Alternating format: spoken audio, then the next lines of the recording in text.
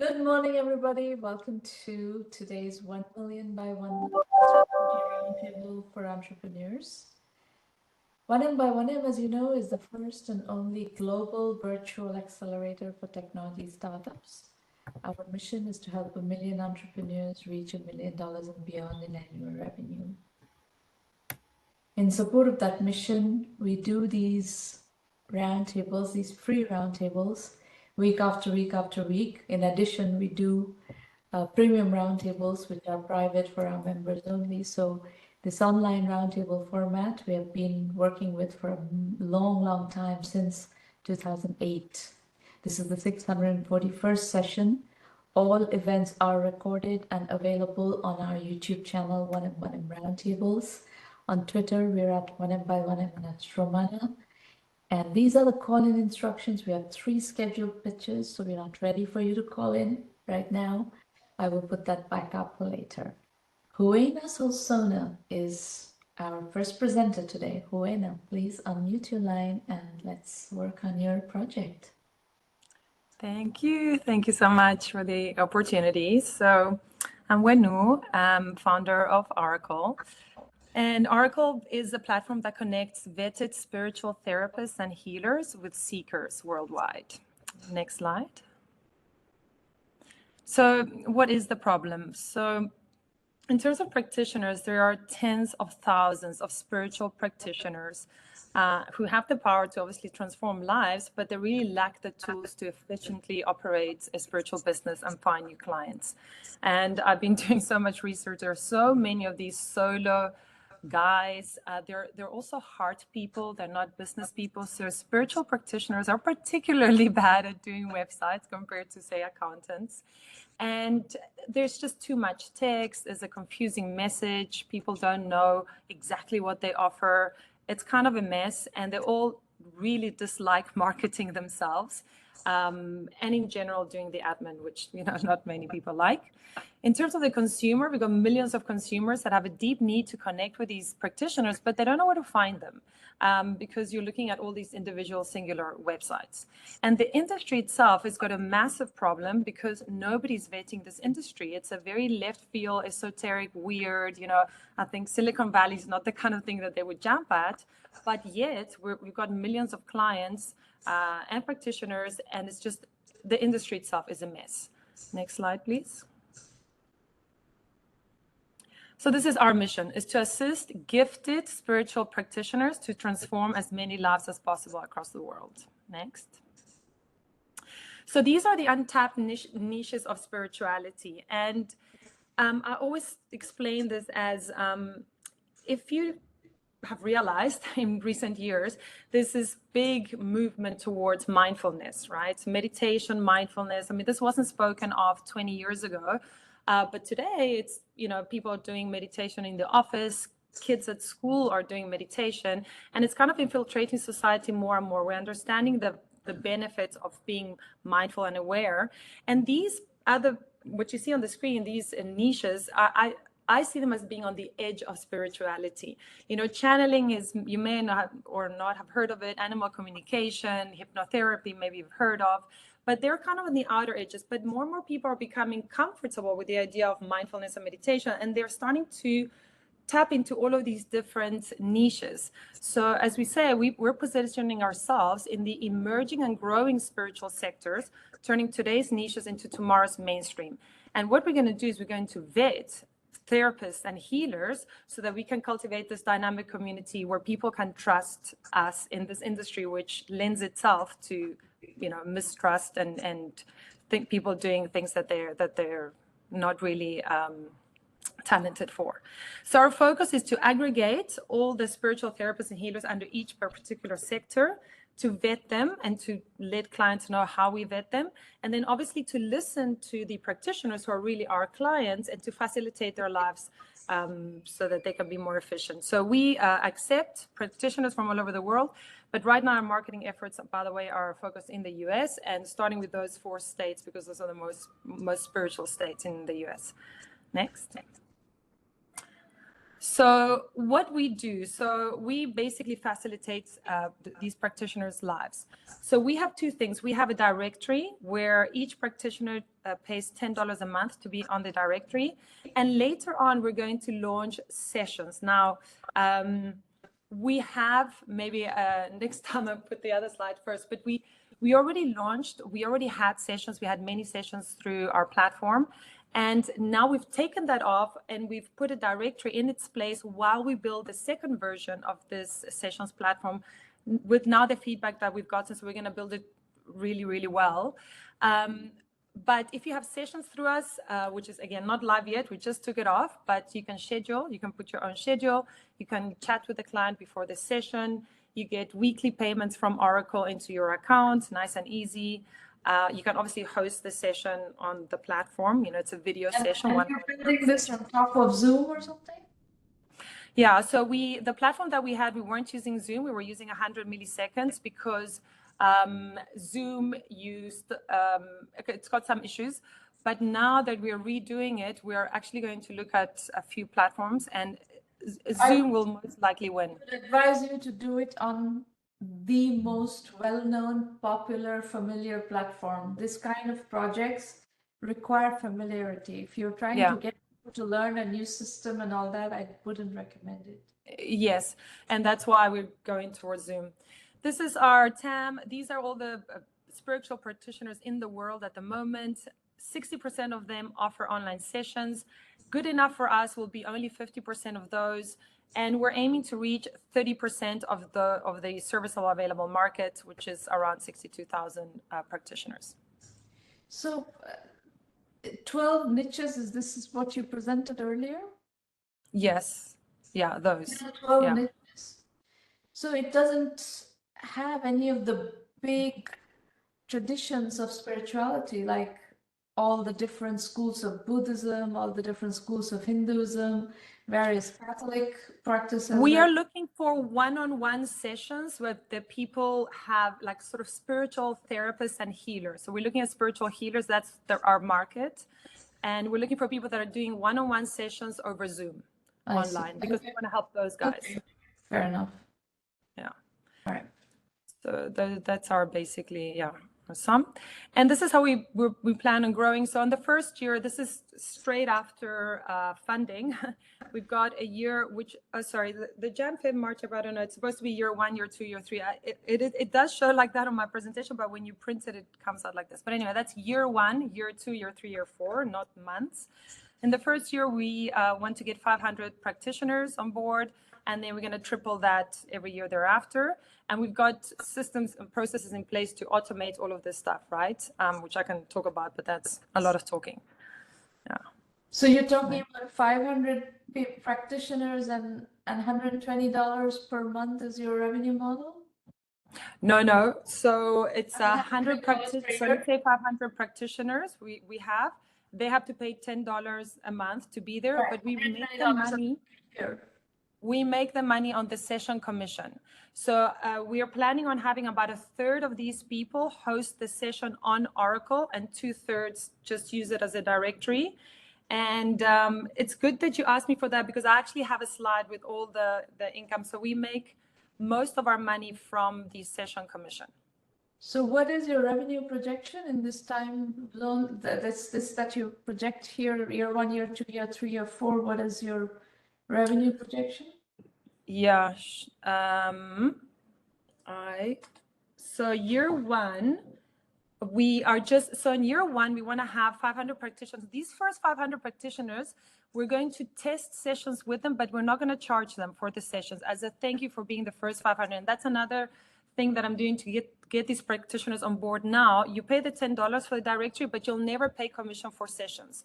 And we're going to get feedback from them. So in year 1, we're just going to make $5,000 a month by the end of year 1 because times 10. But year 2, out of those 1,500, we're going to have 500 doing sessions through us at an average of $100 a session. It's actually more, but I think that with expanding to all the niches, it might be like 100, of which we take a clean 10%.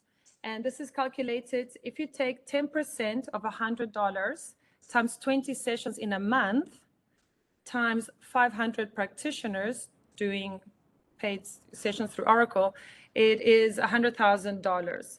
So we've got $115,000 monthly at the end of year 2, and then $345,000 monthly at the end of year 3. Okay. I should put the graph next time. It's much easier to see. We did raise we had a pre-seed raise in 2023, and we launched this session MVP in November. I did that with developers that I paid, and then I realized that I wanted a co-partner in this because my background is not tech. And so Nick joined in January. We had a look at all these different approaches. Our best month was Feb. We had 22 paid sessions. This is with zero marketing, by the way, just social media and no money spent on marketing, but we just wanted to test the platform. And Nick has a different approach. So we came up with the idea of doing the directory for now, vetting people in the meantime, adding people to the directory, relaunch the revamped sessions, test free with these people on our directory. And then after more or less in 12 months, post funding, we'll have these 500 practitioners, and then we'll start charging anybody afterwards for the sessions.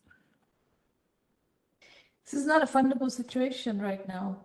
Outside of friends and family, people who know you, I don't think this is a fundable situation. Why? Because people don't fund unvalidated businesses. Well, I mean, I don't know if I would say it's unvalidated. So we've done some stuff to date. The next slide shows that. And these practitioners are already doing this. They're already having sessions with people all over. There just isn't an Airbnb of practitioners, but the thing itself is working. I mean, the sessions are happening, is what I'm saying. Yeah, but there is no guarantee that these sessions are going to happen on your platform. You're predicating your thesis on the fact that people are going to do sessions on your platform. There's no evidence that it's going to happen. Well, there's evidence that these people really hate having their own websites and dealing with all of it. I mean, we have no problem adding people onto our platform. At the moment, we've got a lot of people wanting, and I have actually stopped taking on more people. And the feedback from the current channelers, because we just started with channeling, now we're going to expand to the other modalities. They've loved it. So, I think that I feel confident. By my assessment, this is not a fundable situation at the moment. You have to go much further in a bootstrap mode before you get funding. So you figure out some other way to do it. Friends and family is fine. You can raise money from friends and family, people who know you and are willing to back you. But this is a situation that can raise money right now. Would you, for example, like if somebody came to you, what would you say to them then? Like, I would not fund it. I would not fund it. And why? I'm telling you, this is not a validated scenario. The numbers you're quoting are, I'm not sure how much of this already happens online, right? This industry, just like you're saying, these are not tech savvy people, they're hard people. And most of this industry is in person. It doesn't happen online. So yeah, some of it is working now. So there's going to be one level of pushback. So the kind of TAM you're suggesting, people are going to be skeptical about that TAM, whether this is something that is an online, likely to be an online industry. Some of it, I think, will go online, and some of it is going online. COVID has been a big help in that sense, but I think whether they're going to do it over Zoom or come to your platform to do it, etc., there are like lots of question marks, and unless you can bootstrap your way to some degree, this is, by the way, what I'm saying is not just specific to you. This is true about everybody. Companies who cannot do some level of bootstrapping and get to a significant degree of validation without outside financing don't go very far. People don't fund you. People don't fund concepts. People don't fund unproven entrepreneurs until they see some. A couple of things. I'm a very proven entrepreneur, and Nick is a very proven entrepreneur. We've got amazing angel investors and advisors. And I've got a lot of statistics on the industry and the number of people doing things online, and it's huge. It's really huge. Most of these people do it online. What is your background in entrepreneurship? You've sold a company. You built and sold a company already? 4. I've built and sold 4 companies. My last one was the Galileo Panera Cinema. It's still around. I had it for 9 years. I've lived off of my property now because that's what I've done when I sold all my companies. Before that, I had Adventure Bootcamp here in South Africa. We had over 40 franchises. I sold it after 11 years. I learned a lot. And before that, I had an internet company of any kind. Have you built a Sorry? tech? Have you built a tech company I of haven't any built a tech company, and that's why I've got Nick on board. He's got an amazing CV. Nick has built a tech company before? He has built, so he's been at the helm of huge projects, and has 2 of his own. And yeah, he's an amazing. Yeah, but you use the word amazing as much as you like. No. I mean, I'm very confident with him. I don't think I could have a better partner, honestly, I think, in the world. It is not a question of you thinking that. It's a question of whether investors are going to think that, and investors are going to bet on you and bet on Nick. That's the real issue. The rest doesn't matter. Use the word amazing 15,000 times in the same conversation. It will make no difference to anybody. No, I mean, I had a slide with with a summary of both our histories, and I can add it back. I just have one that's a summary. There are 2 ways of getting funded at the early stages when you don't have any validation. Either you're a proven track record, you have a proven track record, and you built, tech businesses before where people think that, okay, you know what you're doing. And if that were the case, you would not come here. You would. Well, I've never raised funds. Let me put it that way. That's the problem. That's exactly where the problem is. Yeah. Why you're here. And that's why I'm here. Yeah. I'm accepting my feedback. No, I accept your feedback. I mean, fully. I, and I've seen your videos, and I love it. I love it that you say it straight up. That's fine. I just want to know specifically, what things you think are amiss, and some of them I know how to mitigate them already, and some of them maybe not. Marketplace, so you have to validate both sides of the marketplace, that practitioners are willing to pay to be on this and do their sessions on your platform and pay you commissions for holding their sessions on your platform, and there is enough value for them to stay on the platform. They can acquire the client and go off platform. This happens all the time in 2-sided marketplaces. People use the marketplace to acquire customers, but then they don't continue to pay. They just take it off so that they don't have to pay the commission. Yeah. It's very, very Our common. commission is 10%, and that's why it is that low, because I want people to think, oh, well, look, for 10%, I'm going to stay on. And the numbers work out very well. These sessions are generally not cheap. I'm basing it on 100, but our channelers, it was 180. That was the average of our channelers on our platform. So 10% is a substantial amount of commission. So I'm just telling you how the industry operates. You can argue with me all you want. I think you should, instead of arguing with me and being... I'm not arguing with you. I'm just saying that 10 is pretty low, and that these people are more in the spiritual space. 15% is standard commission in 2-sided marketplaces. It's nothing low about it. It is exactly how 2-sided marketplaces operate. All marketplaces are 10 to 15% marketplace commissions.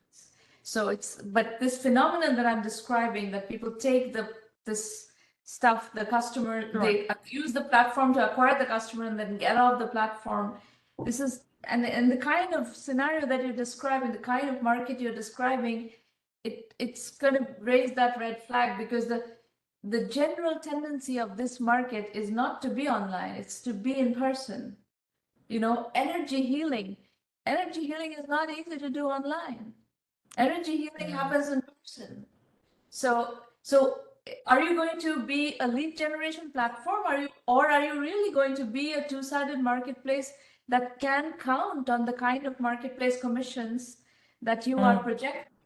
I'm not convinced. So that I'm confident about, because I've been researching this a long time. They are doing it online more and more.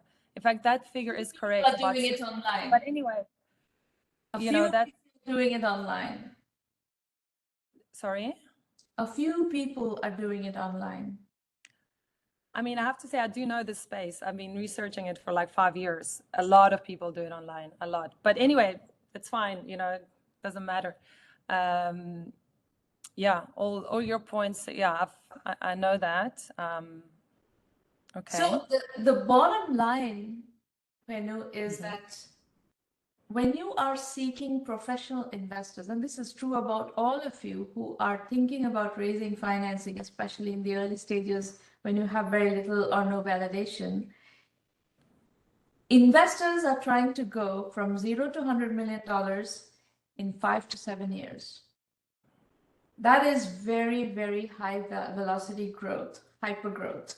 Hypergrowth. Most businesses don't have hypergrowth in their characteristics. And I think the reaction you are going to get from, if you're going after professional investors who know what they're doing, there's smart money and then there's dumb money. You can get money from dumb money potentially. I don't have a dumb money network. That's not how we operate. I'm giving you the perspective of the smart money. Dumb money, I have no idea about. Dumb money is serendipity. Sometimes, luck plays out and you get somebody to write a check. But smart money will be looking for $0 to $100 million trajectory in 5 to 7 years. And my sense of what you are presenting here is this company is not going to grow at that kind of pace. I'm not convinced that you're going to build $100 million company in 5 to 7 years based on this premise and this segment. I think you can build a bootstrap company. So if you build a company that is bootstrapped, that is maybe you have friends and family investors and you build something that is going to, maybe it's not going to grow that fast, but it's going to be a business. I agree with your premise that there is a business here. I think you can build a nice business. But it's going to be a bootstrap business, most likely a cash business. And those are not fundable. Those have to be done organically. So don't wait. Hope you're wrong. Hope you're wrong. I hope I'm wrong. But I happen to have a lot of experience. No, that's what I'm saying. I hope, I hope.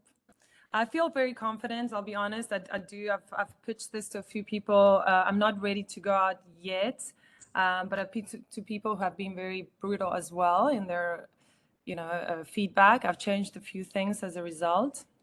I have a very good track record, and people know me. The people that know me bet on me. Start building a business instead of going and trying to convince investors. I need money now. I have bootstrapped. It has been a bootstrap business to now. So now I do need money. And this is what I'm doing now. I'm just getting better at this before. Good luck with raising money. I don't think it's going to work, but good luck. Okay. Thanks. All right. Next presentation, Jay, Global Drivers Club. All right. So based on what I just heard through this conversation, I'm in conceptual phase. I'm just a single person with an idea, and kind of just starting out, trying to That's fine. Get connected, get my network, get people like yourself, Shramana, to get guidance on what I should do. I've tried 5 years ago. I tried building something with my own money. It didn't work. I kind of just left it, trashed it, starting over. Go ahead and describe what you're trying to build, and let's see what the next slide. I recommend to you. Sure. If we can go on to the next slide, please. All right. There's a fun picture of me. I'm basically an automotive guy. So I got some idea. I got this idea based in the industry I've worked in for the past 12 years, automotive data and analytics. Basically. Next slide, please. Thank you.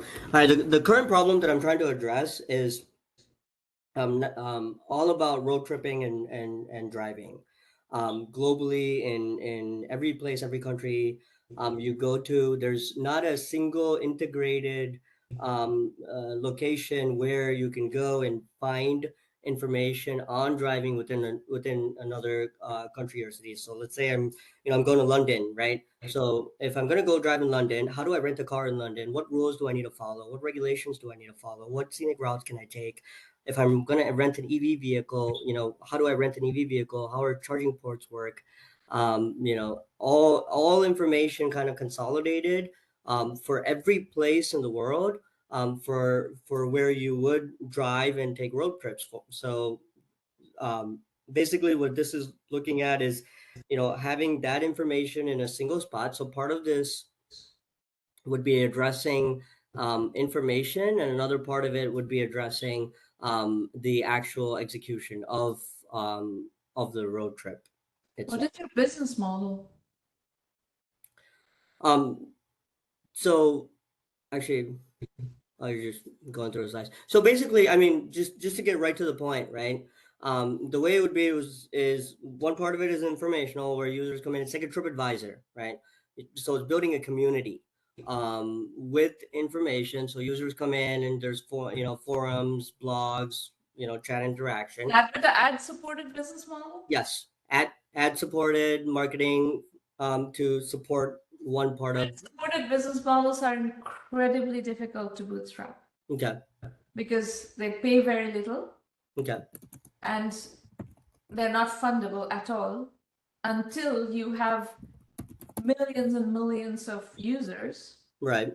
And to get to millions of users is an incredibly expensive proposition. So this is a project that is not going to be bootstrappable, and it's not going to be financeable. So how are you going to move forward? How do you put one foot before the other?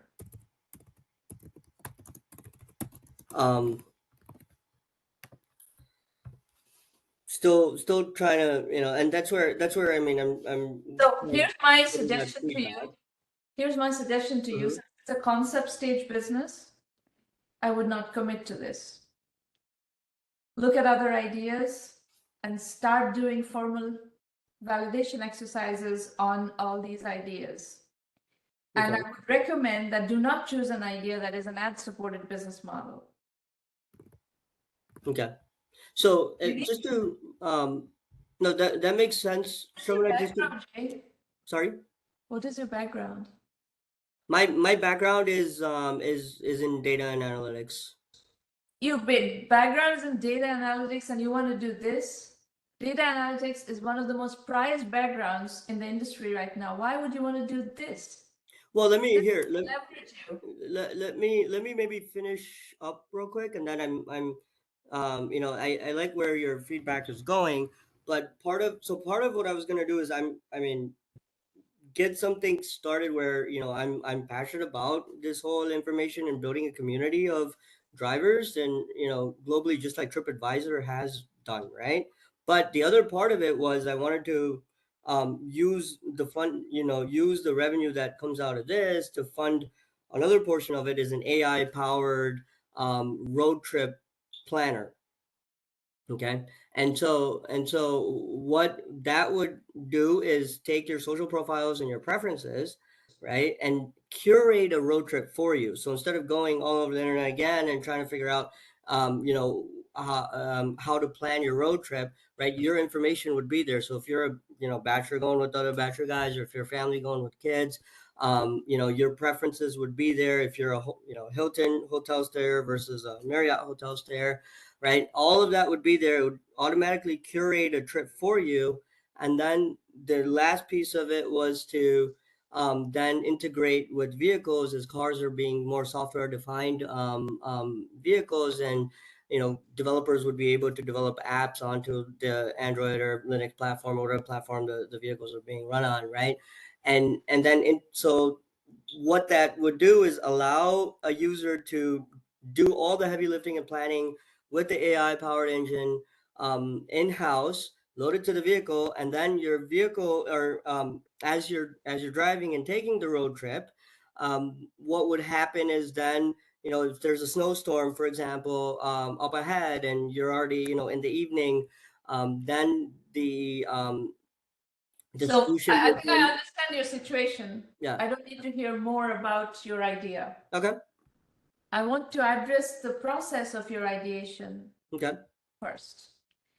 You are saying that you're going to develop some sort of an information portal, which is going to be an enormous amount of work and is going to cost you an enormous amount of time and money potentially, to generate some little bits and pieces of revenues, may or may not, that will come from advertising, and then use that to fund the development of this AI application. Yes. Through all that, do you have a job? Yes. I work in consulting right now. You have a job? Yep. Keep your job. Develop your application on the side. We have a track called Bootstrapping with a Paycheck. Okay. And people are building very significant companies bootstrapping with a paycheck, where they don't quit their job until they're ready. Right. And they develop their products on the side. Building a business is really hard. Building an advertising supported business is going to be really hard. I would cut that. That's not going to be helpful. But get to the real point of what is the real differentiated, and there's like garbage content everywhere. Right now, the internet is flooded with ChatGPT generated content, right? GPT-4, GPT-5 generated content, and that has flooded the internet. And that is very difficult to monetize. If you're trying to generate content on your own, are you going to then do also ChatGPT generated content? So is that worth your time? Is that a good idea? I don't like this idea of building some sort of a content portal and trying to support that with ad business and then getting that to finance your development. You don't need to do any of that. I would just keep your job and use that as your ideation runway. Ideation and validation runway. And don't worry about all this other, what I would call chicken shit businesses. Instead, try to zero in on an idea that actually is going to be worth putting in significant amount of time, money, energy into. So what is the real AI-powered product that you're going to develop? Who is going to be the customer? How are you going to validate that? And don't write one line of code until you have a full business, strategy in place. And if that business strategy does not seem to be credible, don't pursue this idea. You're at an early enough stage where you can discard an idea with no problem. Right. Right? What you want to do, because you're going to need 5 to 10 years of your life to go into a venture that you're going to build. Do not put 5 to 10 years of your life on a rubbish idea. Okay? So do your ideation phase with proper due diligence, do a rigorous process. 1Mby1M has a lot of content, a lot of training material on how to do ideation right. Okay. Okay, so I can take you through all that, and if you put in the right investment into making sure you choose the right idea to put 5-10 years of your life into, the chances of you succeeding is much higher. Yeah. Can I ask you this then? How do you in comparison to TripAdvisor and their success, how do you? TripAdvisor is a .com era business. Got it. Okay. And in the .com era, we had no difficulty financing concepts. Okay. Tons and tons of money was going into concept financing, and people could go, years without making any profit, and companies with no profit were able to go public. So the VCs who were investing in these companies, in these concepts, and huge amount of red ink situations could still get their exit because companies could go public with no real metrics. That's no longer the case. So companies do not go public if they're not profitable and substantially profitable, substantial revenue growth. And as a result, there's no exit for people who fund ideas that have these very long red ink scenarios. So in some cases, entrepreneurs who have huge track record can still raise very large amounts of money and do these kinds of high risk ventures Elon Musk and those kinds of people have done those kinds of ventures. But first-time entrepreneur, an entrepreneur with no real track record, you're not going to be able to raise that kind of money to make TripAdvisor kind of business work. Okay. These are all .com era businesses. Okay, that makes sense because I was comparing kind of to that, and I said, "Hey, TripAdvisor is missing this, and eventually they should be buying what I'm building." Is where I was going at, right? When you use a comparable to test an idea, using comparables to test an idea is a very good way to do things. Then you have to ask these kinds of questions. How did they do it? How did they bootstrap, or how did they finance the early stage of venture building? And you have to look at what time frame did it happen and how did it happen. So I would say it would be a huge mistake to assume that you can get like millions of users and enough advertising revenue to fund the early stages of business building. It does not happen. And the ad rates are so low and so pathetic. Yeah. It's just not gonna work. Okay. Okay. All right. You can ask more questions later. Let me do the next presentation. Sure.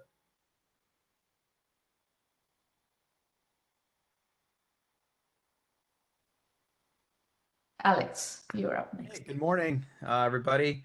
I'm Alex. I recently graduated from UC Berkeley with a PhD in electrical engineering and computer sciences, and I'm founding eNano Technologies, where we've made the smallest Bluetooth chip, which enables us to do nano tags, which are 40 times smaller than Apple AirTags. Next slide, please.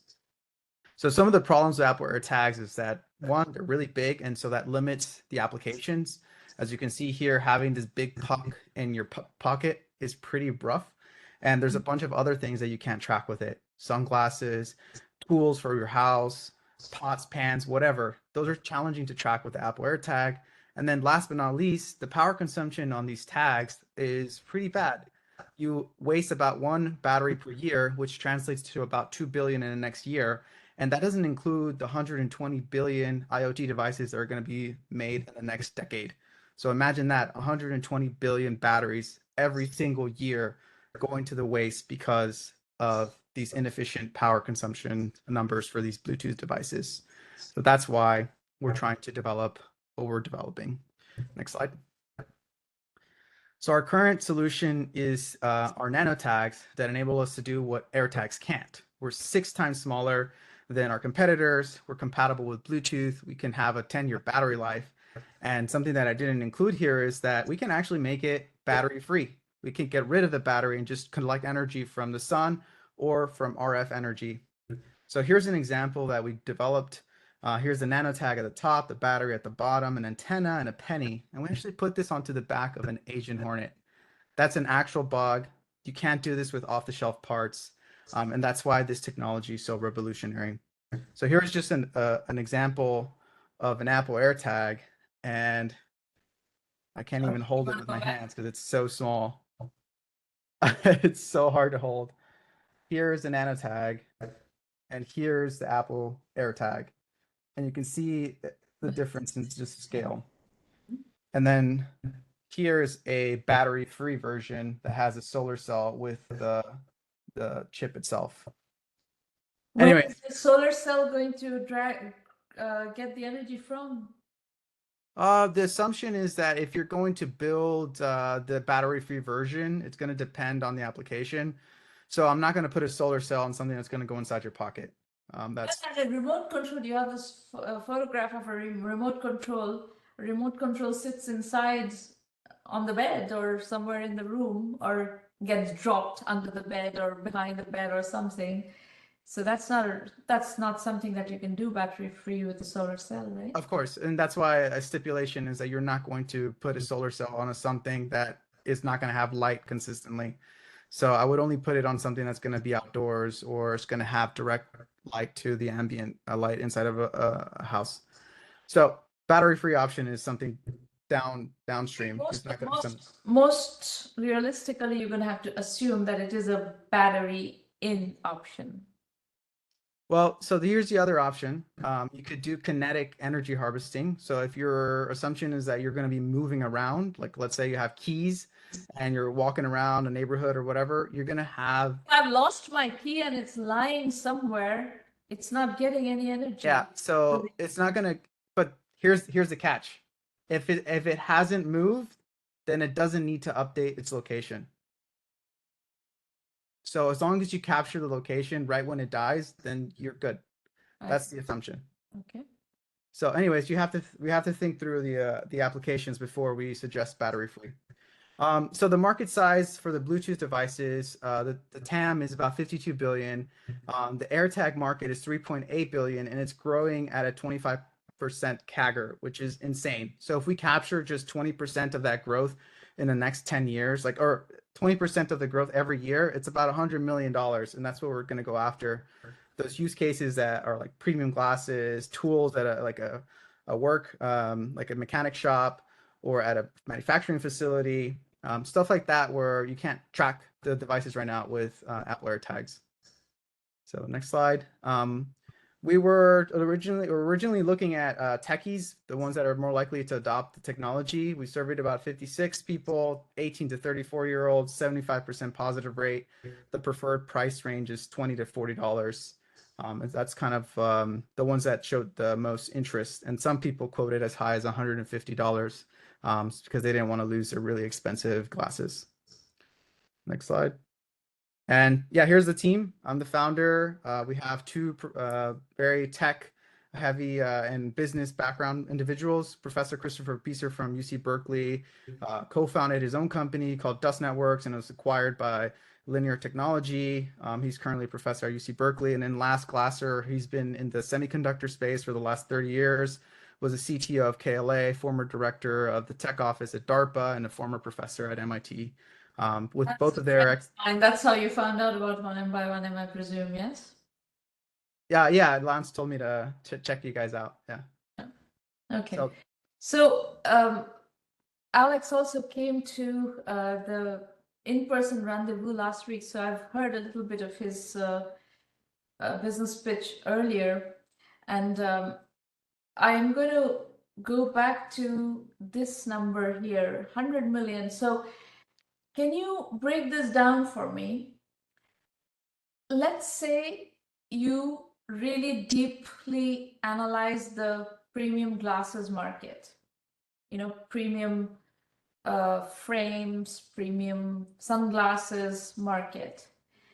What is the size of that market that you could potentially crack with OEM deals? There's about 2.5 billion eyewear sold every single year. So let's say we just charge $10, that could be 20 billion. No, it's not. It's only premium glasses. There's also, it's not going to be all, you won't be able to get all the market. Yeah.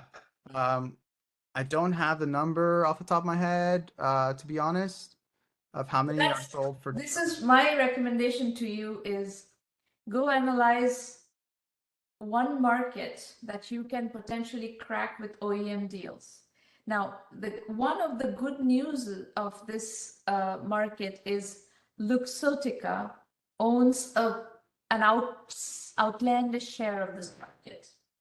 So if you can do deals with Luxottica, that may be a way to get into a very large portion of this market, and you're going to need to understand the pricing dynamics and what they're willing to pay, what does it cost for you, how much margin can you preserve, but they will do then the go-to-market of it. So, yeah.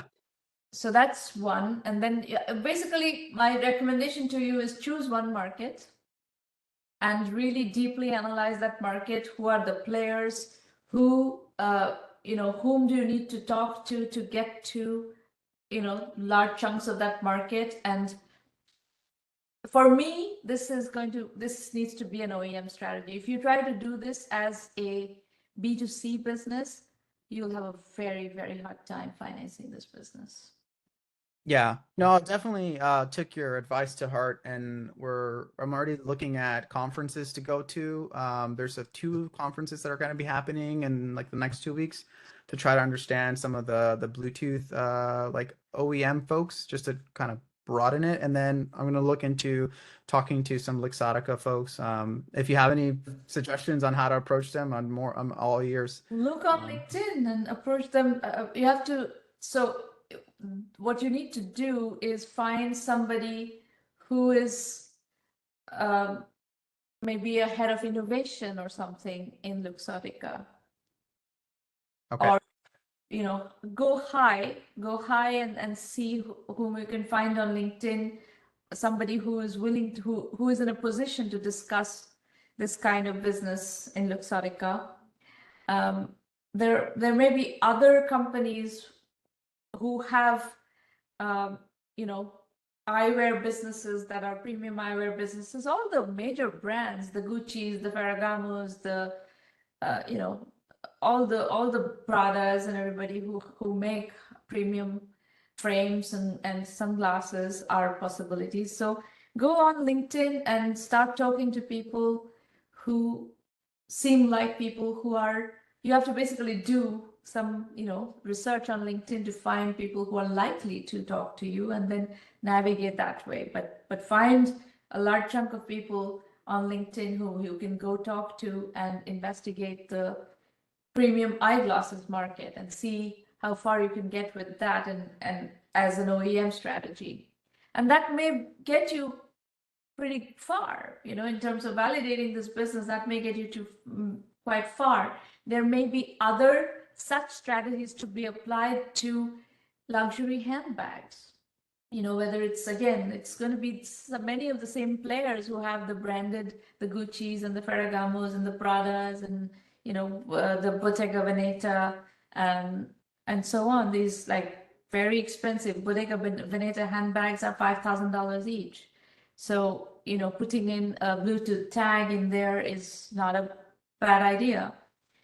So I think that strategy of going after the luxury market on expensive items that need to be tracked and building that into those products through an OEM deal with the branded product, I think that is your go-to-market strategy. I don't buy a B2C go-to-market strategy for this. I don't think you can build it that way. This is not going to scale that way. You can do a bit like little Kickstarter campaign and start getting some interest around it. I think some geeks are going to be interested in it, but it's not going to get you anywhere. Yeah, for sure, geeks would be interested. I'm one of them. I'm like, I want this product to track all my It's not stuff. how to build businesses, Alex. Oh no, I know. I'm just saying, like, this is what fires me up. I was like, okay, I'll build it for Luxottica, I'll build it for Coach and all those folks, and then I'll make myself one.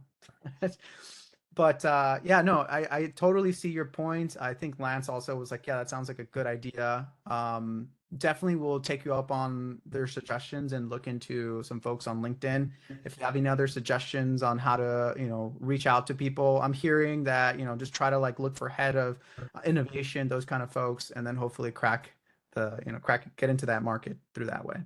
All right, now I'm going to explain to you how to use 1 million by 1 million. Mhm. What's happening here? Here we go. So before I go into that segment, I want to say one thing. As you can see, I'm giving you very direct feedback, right? Mhm.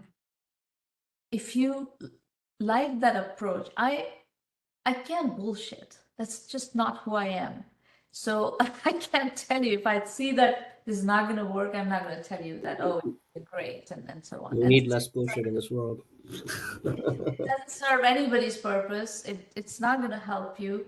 So this is a forum. This is a platform for serious entrepreneurs who are interested in serious direct feedback and are willing to process that and do something with it. So if you like that approach, please feel free to spread the word and refer other people to 1 million by 1 million. I don't want people to come here who have unrealistic expectations and are not going to listen to what I have to say, just waste my time and their own time.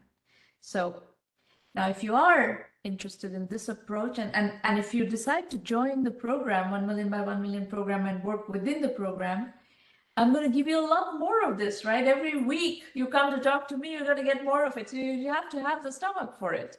I'm going to keep trying to, fix the issues that are hindering your progress and your acceleration, and try to put you back on a track that you can, put one foot before the other and make progress.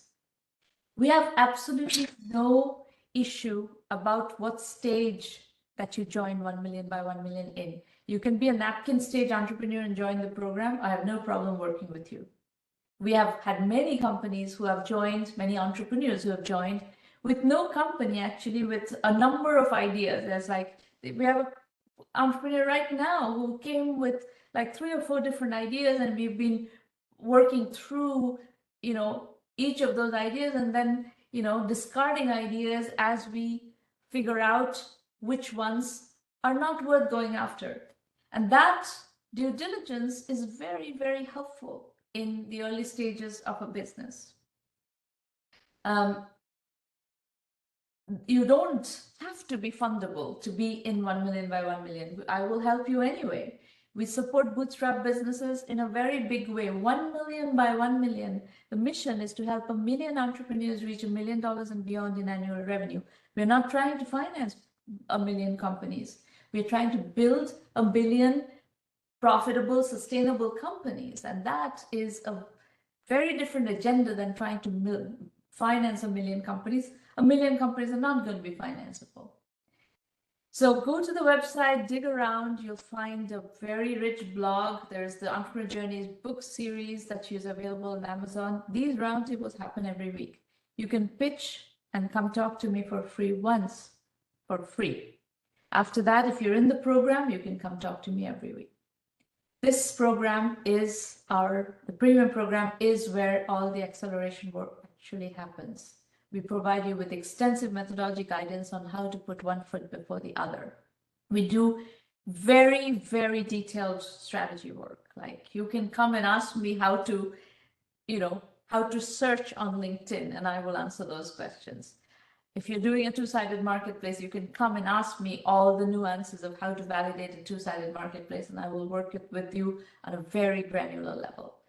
If you're ideating, if you have 4 different ideas, I will work with you and guide you on how to validate, how to discard, when to discard an idea, and all of those, very, very detailed coaching.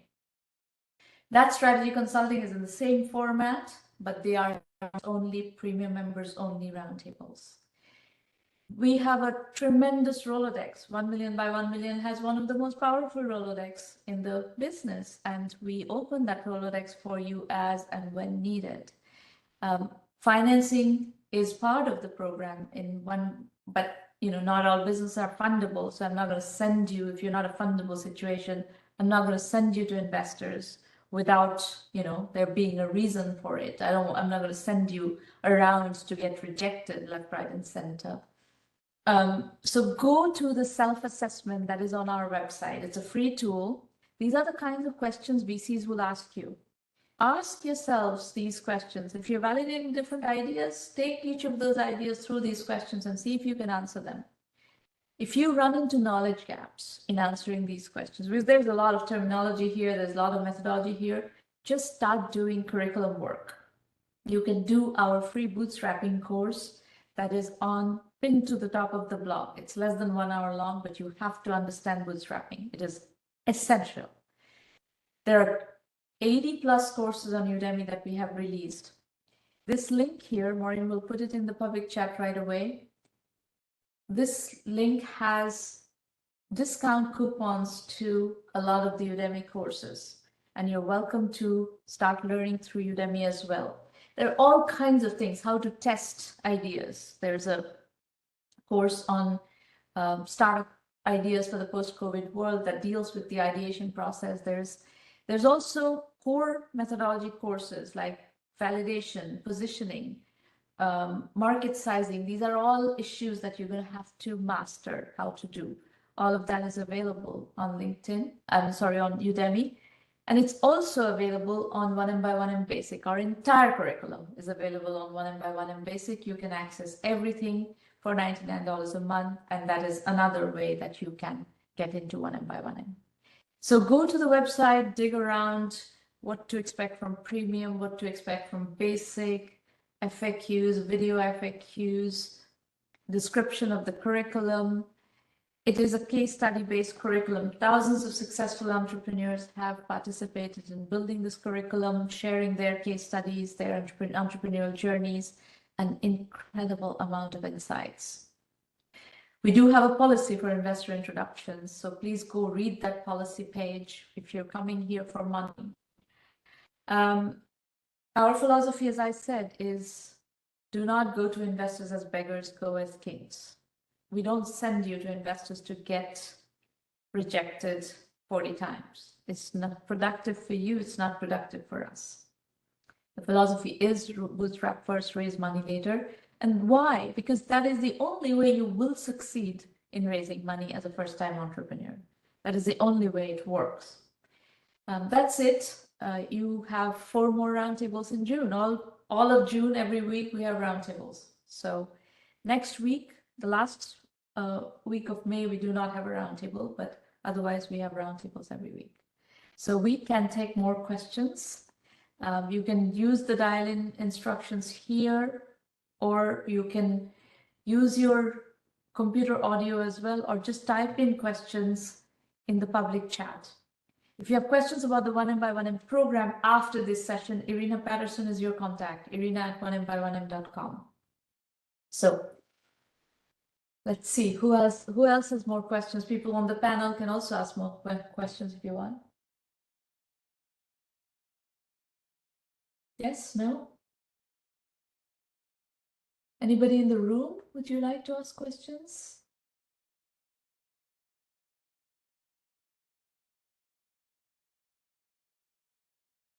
All right, if you're done, then we can wrap up, and we will see you later in some other session or in the program. I wish you all the best, and I hope you're going to make lots of progress and remove all these various roadblocks that inevitably will come on your way. Good luck. Bye. Thank you.